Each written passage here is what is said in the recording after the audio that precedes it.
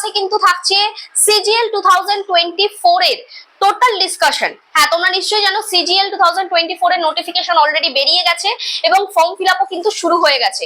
তাই আজকের ক্লাসে আমরা টোটাল ডিসকাশন করব সিজিএল টিয়ার 1 এর অবজেক্টিভ পেপারে আমাদের কি কি সাবজেক্টস থাকছে এবং সেই সাবজেক্টস এর মার্ক ডিভিশন এবং টাইমিং, এই সমস্ত আলোচনা তো থাকছে। তার সাথে মেইনলি থাকছে ইংলিশ অবজেক্টিভ পেপারে কি কি সিলেবাস বা কোন কোন চ্যাপ্টার গুলো আমাদেরকে খুব ভালো করে পড়তে হবে সেই সমস্ত ডিসকাশন থাকছে আজকের ক্লাসে। তাই আজকের ক্লাসটা হতে চলেছে ভীষণই ইনফরমেটিভ। যদি তুমি ক্লাসে প্রথম হয়ে থাকো, আমাকে প্রথম দেখে থাকো, অবশ্যই চ্যানেলটাকে সাবস্ক্রাইব করে দিও। ক্লাস ভালো লাগলে লাইক করো, কমেন্ট করে জানিও তোমার ক্লাসটা কেমন লাগলো, বন্ধুদের সাথে কিন্তু শেয়ার করতে ভুলো না। তো চলো আজকের ক্লাসে চলে যাওয়া যাক। মেইনলি 4টে সেকশন থাকে। জিএ বলবো, যেটাকে জেনারেল অ্যাওয়ারনেস বলে থাকি। জিআই থাকে, যেটাকে আমরা বলি জেনারেল ইন্টেলিজেন্স এন্ড রিজনিং। এছাড়াও থাকে কোয়ান্টিটেটিভ অ্যাপটিটিউড, অর্থাৎ যেটাকে আমরা বলি ম্যাথ, এবং থাকছে ইংলিশ কম্প্রিহেনশন, যেটা হচ্ছে ইংলিশ। তো এই 4টে পেপার কিন্তু আমাদেরকে সলভ করতে হয় এবং প্রত্যেকটা থেকেই কিন্তু প্রত্যেকটা সেকশন থেকেই কিন্তু 25টা করে কোয়েশ্চেন আসে।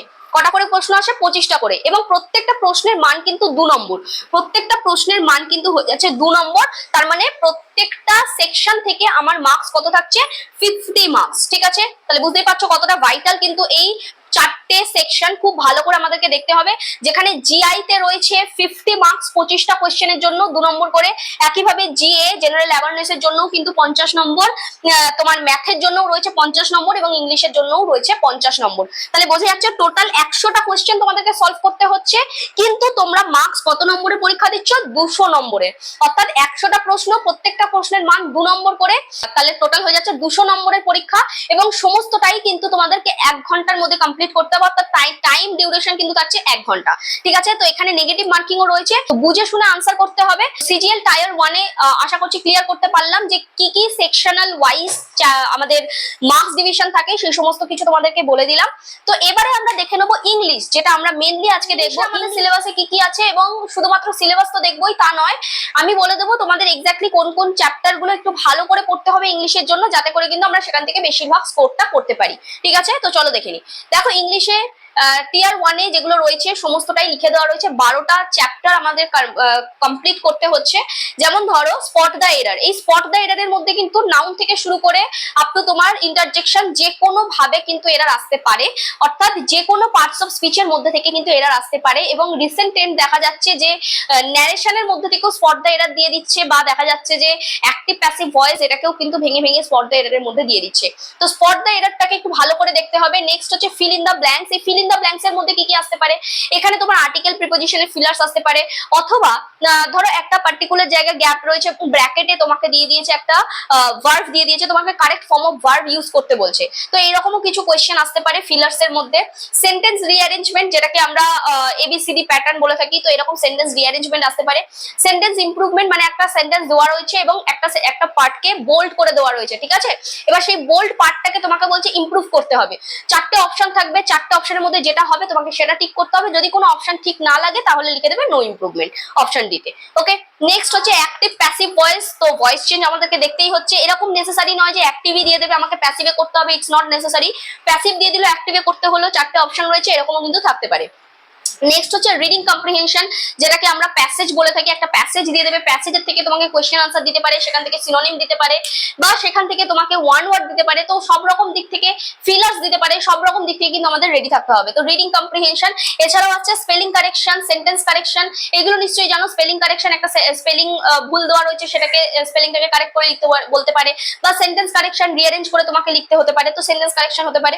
অথবা ক্লোজ টেস্ট। ক্লোজ টেস্টও কিন্তু থাকে অবশ্যই।